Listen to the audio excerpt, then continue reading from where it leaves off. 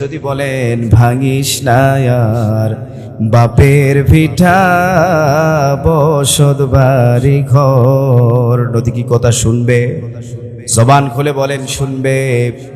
চাঁদের হাসি ছিল আমার সোনার সংসারে, সেই হাসি তুই কাইরা নিলি ভাঙ্গা বারে বারে।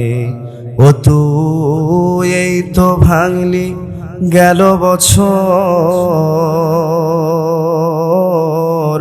এই তো ভাঙলি গেল বছর, ধান কাওনের চর।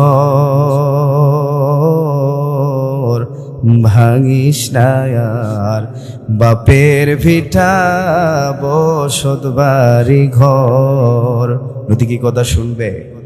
জবান খুলে বলেন শুনবে। এ যুবক জবান খুলে বলো শুনবে। নদী কার হুকুমে চলে? আমার আল্লাহর হুকুমে চলে। এজন্য মোহাব্বত তৈরি করব আল্লাহর, সব কিছুর মোহাব্বত হৃদয়ে থাকবে আল্লাহর। বলো ভাই, হৃদয়ের ভিতরে সর্বপ্রথম ভালোবাসা তৈরি করব কার? নাম্বার 2, দ্বিতীয় নাম্বার মুহাম্মাদুর রাসূলুল্লাহ। নাম্বার 3, তৃতীয় নাম্বার জিহাদ ফি সাবিলিল্লাহ। ইনশাআল্লাহ বলে ইনশাআল্লাহ। মুখস্থ করেন, হৃদয়ের ভিতরে সর্বপ্রথম ভালোবাসা তৈরি করব কার? নাম্বার 2, দ্বিতীয় নাম্বার বলেন নবী মুহাম্মাদুর রাসূলুল্লাহ। তৃতীয় নাম্বার জিহাদ ফি সাবিলিল্লাহ। আমরা জিহাদ করব, যুদ্ধ করব। জিহাদের অপব্যাখ্যা আমাদের কাছে গত বছরে 15 বছরে মিডিয়া এমন ভাবে জিহাদের অপব্যাখ্যা করেছে।